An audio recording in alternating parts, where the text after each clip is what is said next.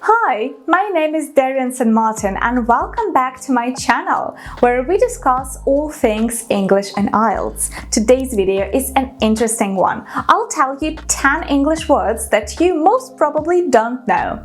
I've discovered them when taking English vocabulary tests. You can watch a video of me measuring my vocabulary size here. I use my favorite Cambridge dictionary today to give you precise definitions of all the words you'll hear.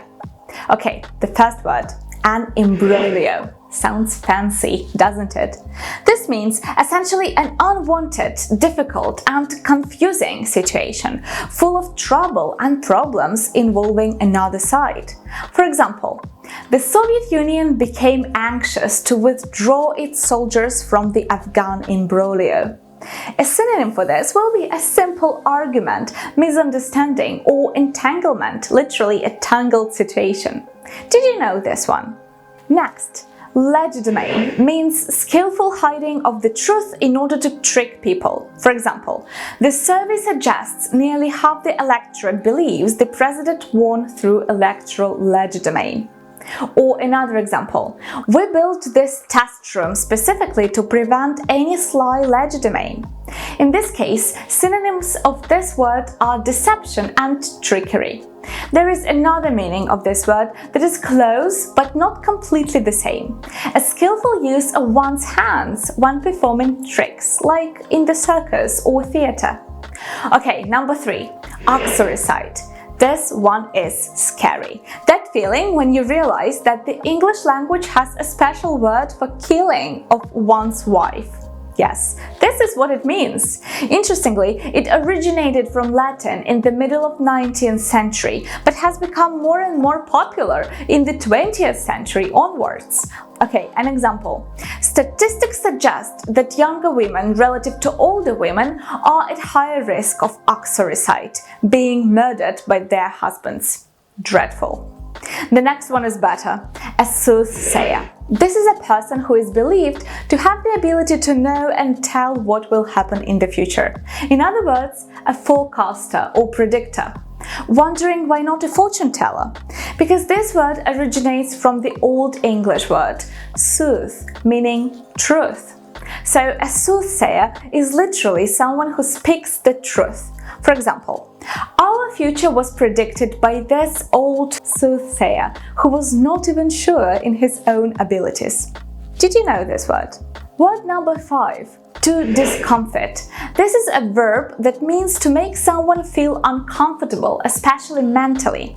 For example, he was not noticeably discomforted by her tone.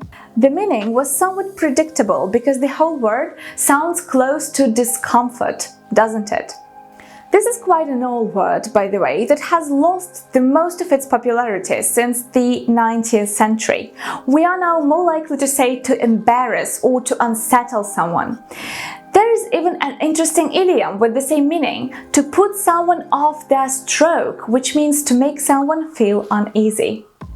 I love the next one. It's very unpredictable.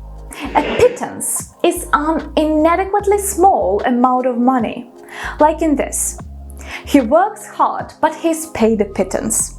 I think it sounds very fancy, and I'm sad this word has become very rare now compared to its popularity in the 19th century.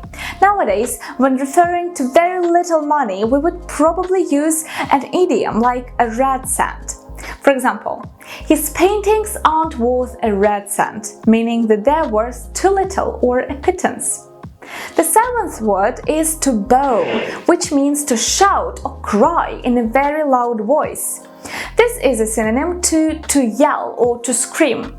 To bow is quite easy to use like this in a sentence. One by one, the children all started bowling. They were crying their eyes out. Did you know this word? Let me know in the comments. Next up is to natter, meaning to talk continuously for a long time without particular purpose. This one is frequently substituted by the simple to chat or to have a small talk. But if you want to sound more elevated next time, consider using to natter, like in this one. My mother and her friends nattered away on the phone all evening.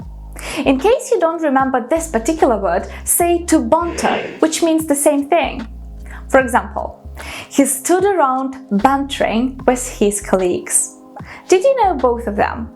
No worries if you didn't. It's perfectly okay to stick to the good old chit-chatting.